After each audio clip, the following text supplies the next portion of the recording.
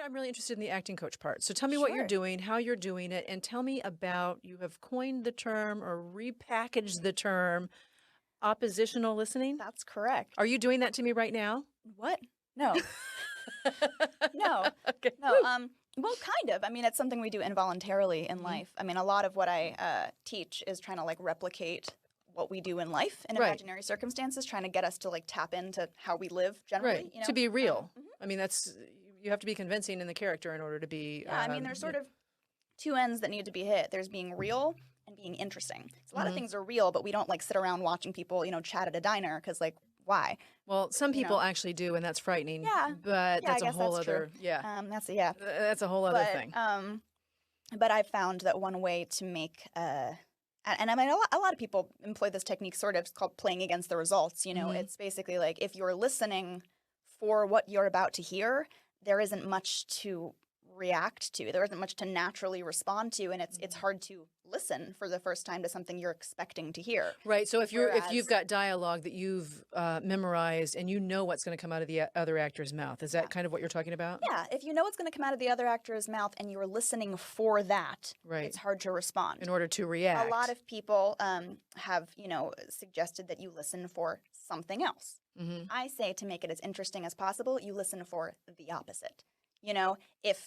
If someone is about to break up with you in the scene, be expecting them to propose. If it makes sense, you know what I Right. mean? Right. I'm not saying that, and I tell my students, like, that's not like across the board applicable, but I think in certain circumstances, people like to see actors process. People like Right. to see people go through, Right. human emotions, and I think that's like a cool way to do it. But so I started coaching like years ago, and then recently, like a year ago, about started doing these group workshops.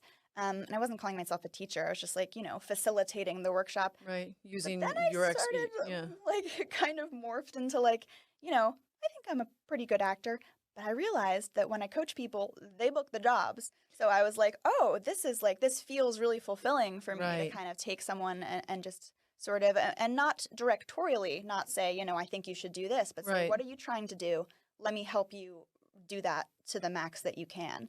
And what's been great, I mean, I was totally freaked out when, it was mid-class that I was teaching that this happened. We moved to Zoom, and now it's great because now I can work with people anywhere. Right. I have like 3 people in my last class were in Philadelphia.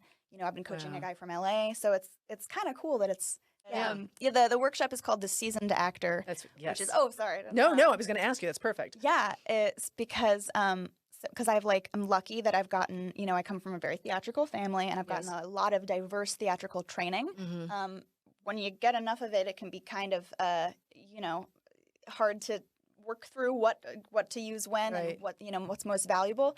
And I have explained to people in the past, not explained, people ask me what technique I use. I'm like, I have a little spice rack, and I think like, if I'm making oatmeal, like I'm not going to put paprika in it, might put a little cinnamon. Right. If the only spice in your spice rack is paprika or cinnamon or rosemary or whatever, Meisner or what have you, right, yeah. There's only so much you can do. Right. So I felt like when I work with people, I'm going, okay, you naturally have a lot of salt, sugar, whatever. Right. Here's what you don't have, and here's how we put it in. So I feel like I'm seasoning the Right. actors. Right. So it's called the Seasoned Actor. I like it. And I've got a beginner's class and an advanced class running in tandem. So we have to then come back at some point and revisit this, maybe with you. Maybe we can Zoom you and some of your That would be students awesome. or proteges. That'd be great. That'd be fun. And Yeah. it's fun. I just want to say too, I felt a little weird at first teaching like an audition-oriented workshop when there's like no auditions going on. Right.